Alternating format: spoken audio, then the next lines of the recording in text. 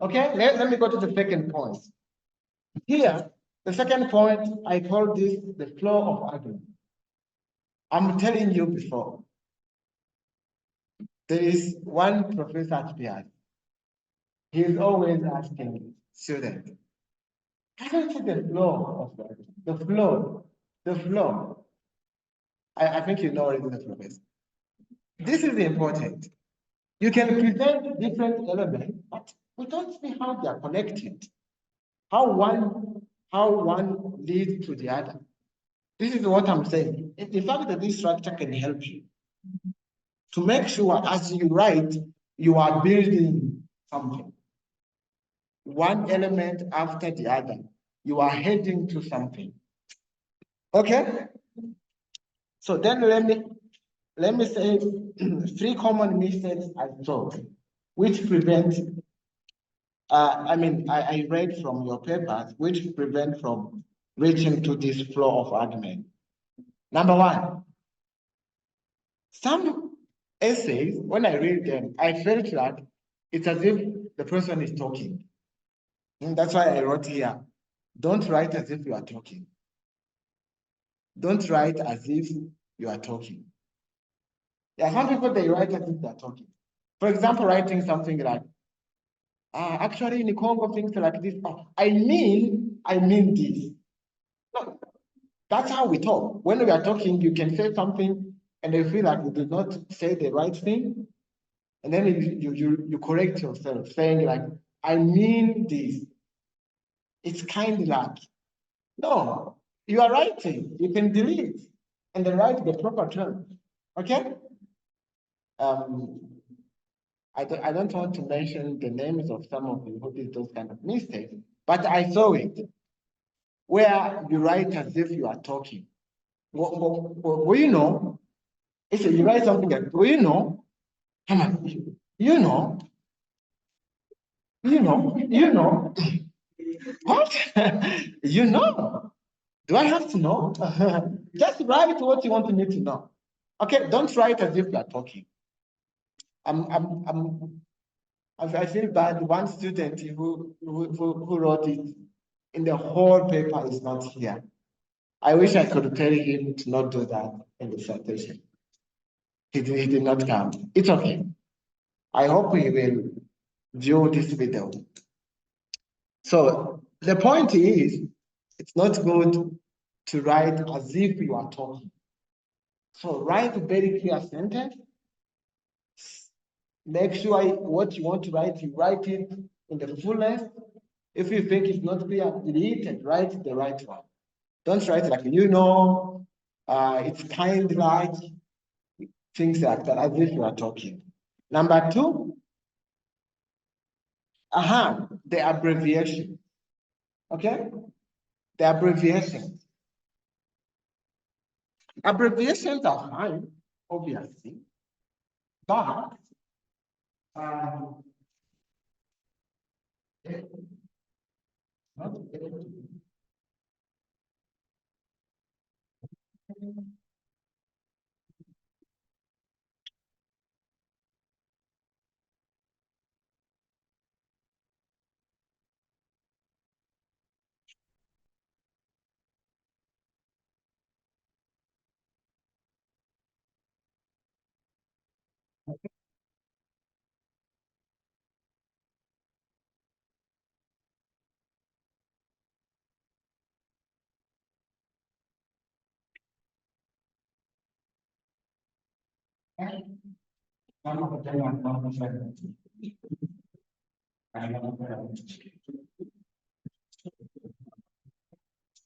okay, so the abbreviations are fine, but they should not normally when you have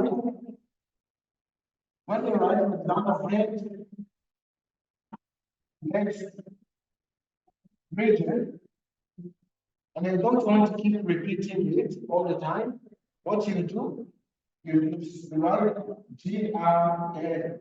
This is for the very first time you write this. The very first time you write it, you write like this. And then from the second time, you write this. Okay? From the second time, you write this. Okay? This is very important because sometimes I could see a person starting writing. In the first time he writes the text written, he writes his double. Of course, I know, but it's not appropriate. Okay? It's not appropriate to start with abbreviation. So you develop the whole abbreviation, the whole thing, then you write the abbreviation for the first time, and then from the second time, continuously, you use the abbreviation. And make sure for longer document like dissertation, you will write this into the abbreviation so that a person who did not read when you started using it in the introduction, who started reading your second chapter, can go to the list of abbreviation, the acronyms, and get this. Okay? So this is also important. It makes sure you are following certain principle. Number 3, enumerating things without explaining. I saw many people enumerating things in their papers without explaining them. And then that's not clear to me. I'm like, oh, the whole list of things, but what is the, why didn't the student explain each point? So don't make a list of things which need to be explained without explaining them. Normally, when you make the list, it's a kind of outline. Then you start explaining one by one. Okay? So the flow can be assured by making the structure I told you. That structure is very important. It's highly important. Okay? Knowing the introduction, like writing the introduction, finalizing of the conclusion, and make sure the body is clear. It's clear.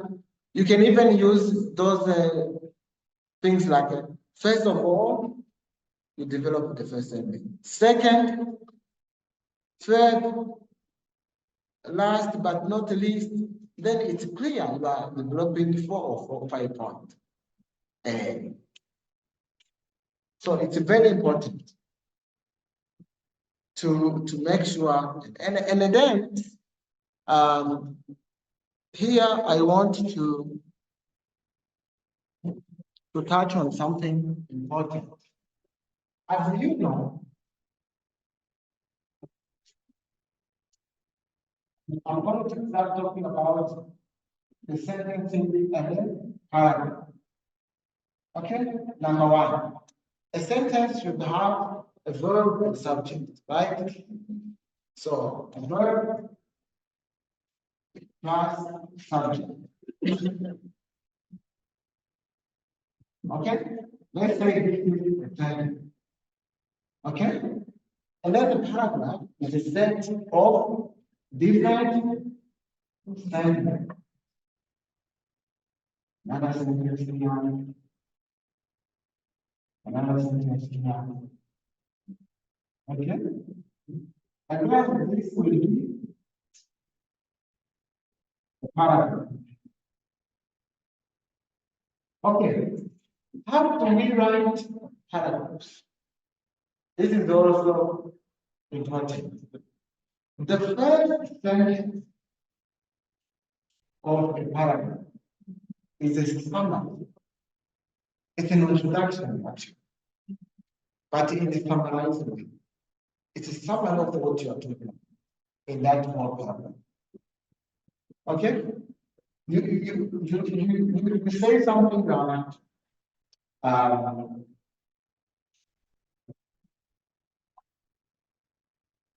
let me give you an example. You want to write something about the genocide, paragraph about the genocide. You can start saying something like, a genocide is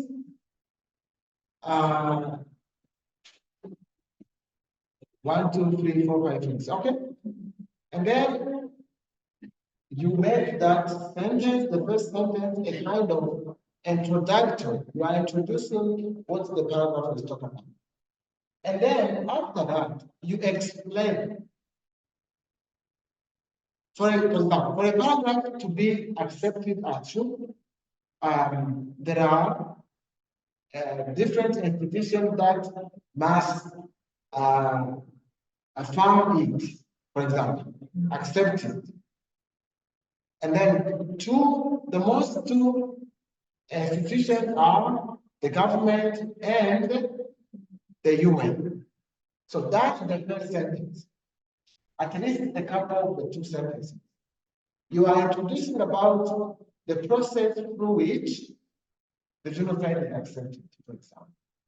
Then you can write something like the genocide to be accepted. There are two institutions that must accept it and do something about it. That's the sentence number 1.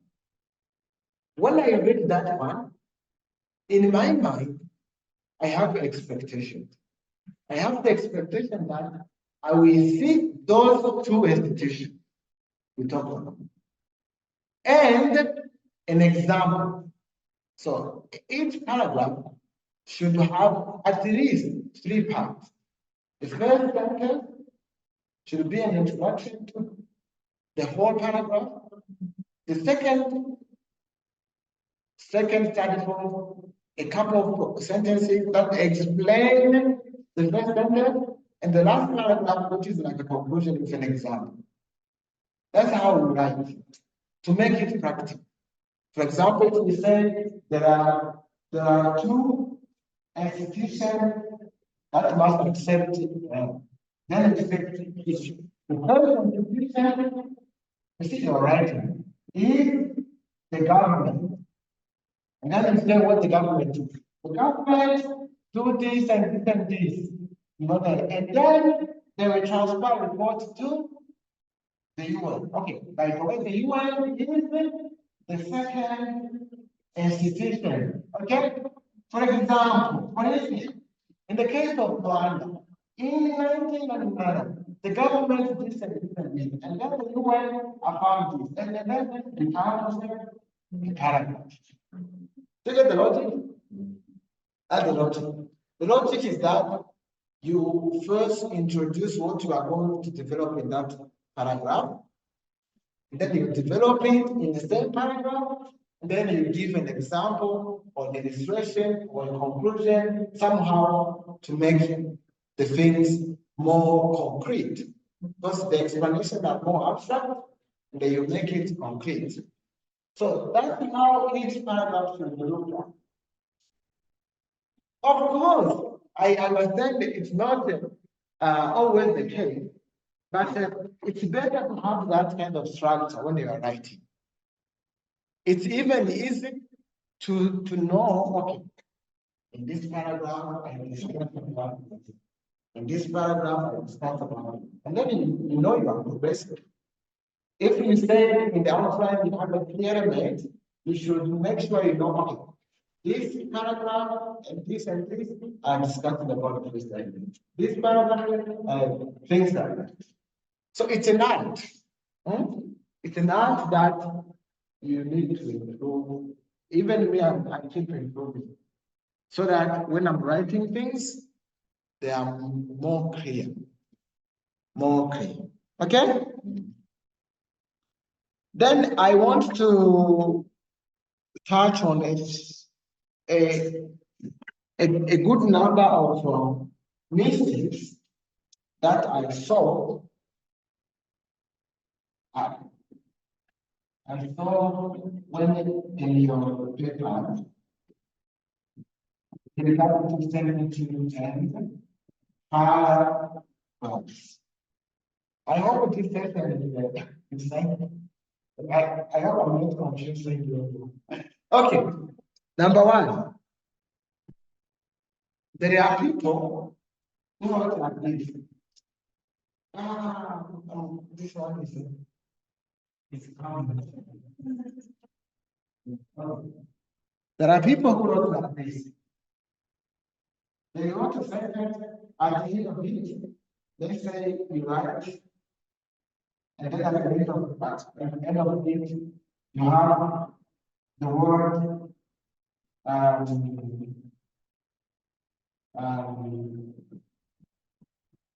atrocity. Okay? Then, where do you put the point? Like here, right? Like not making a space and then put the point here. This is the mistake. Because I have a mistake, but a mistake. But I have seen thousands of them. Where the point is here after the spacing. Not spacing here. That's a simple pattern.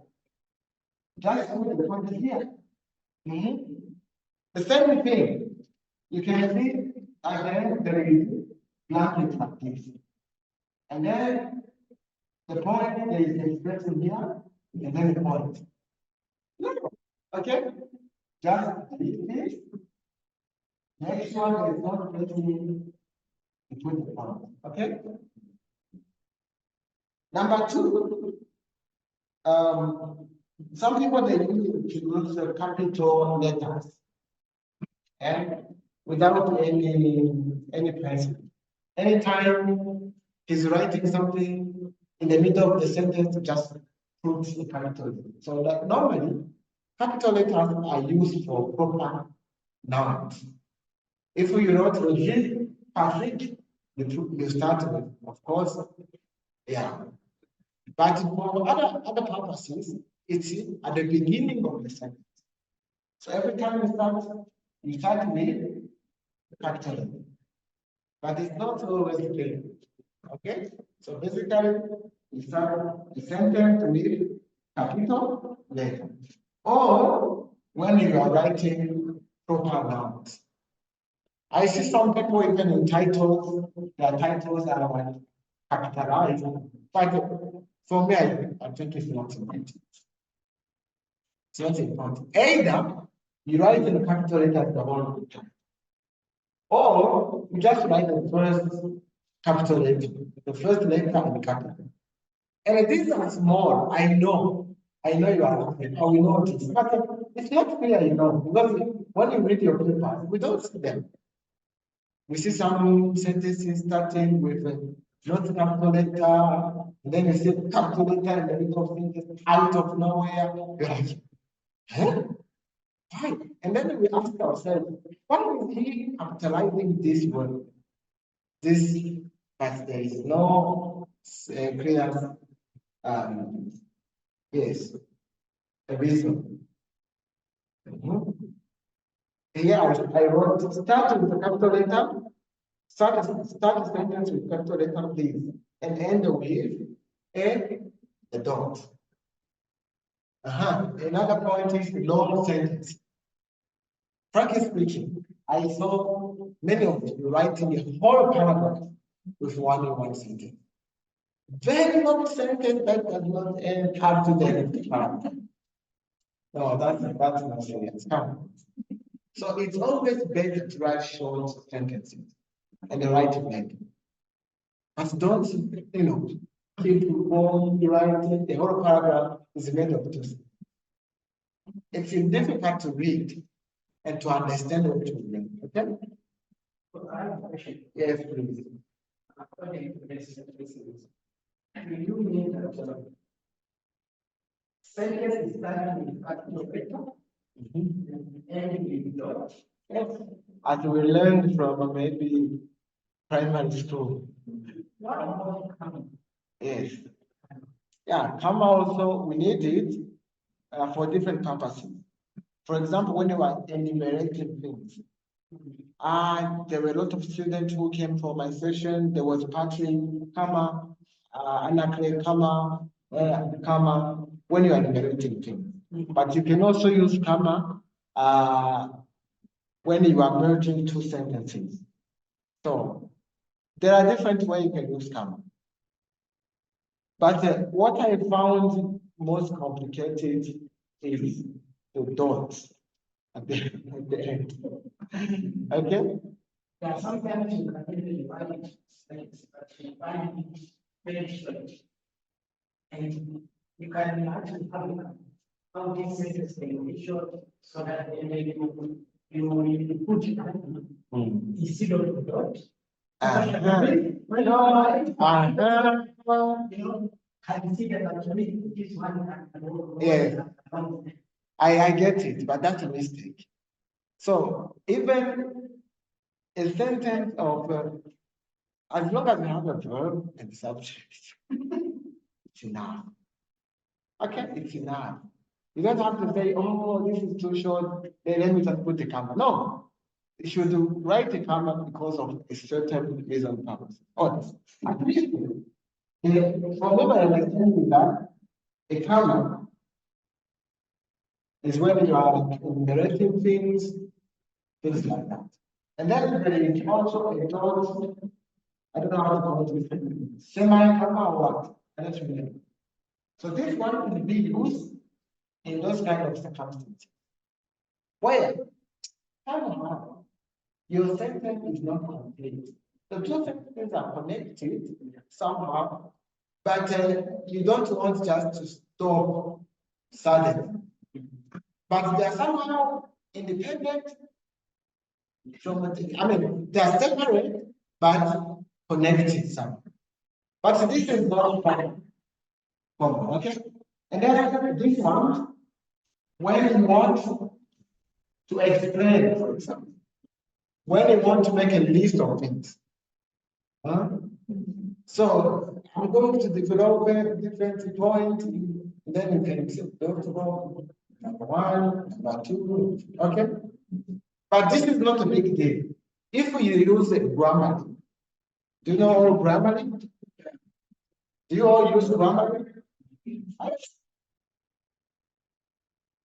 Why is there a lot of mistakes? Okay, we don't use grammar.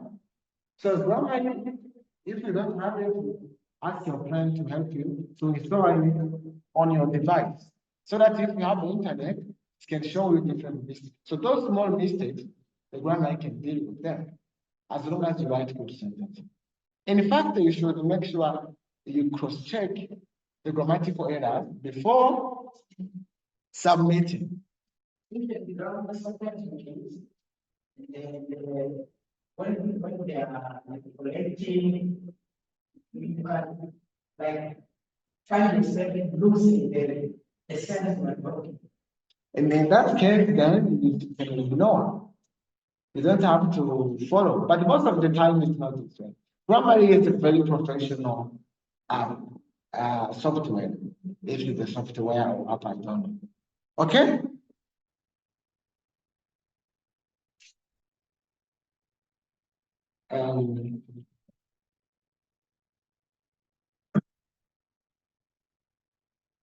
For example, let me ask you to tell me if this is right. This is I copied it from somewhere. Okay? This was the calculation, right? Rules. And then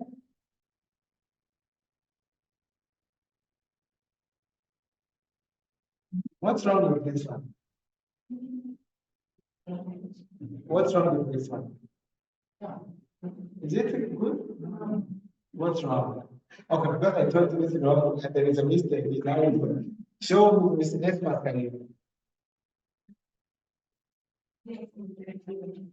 No, it's not a problem of marketing. Marketing is fine. Yes, it's fine.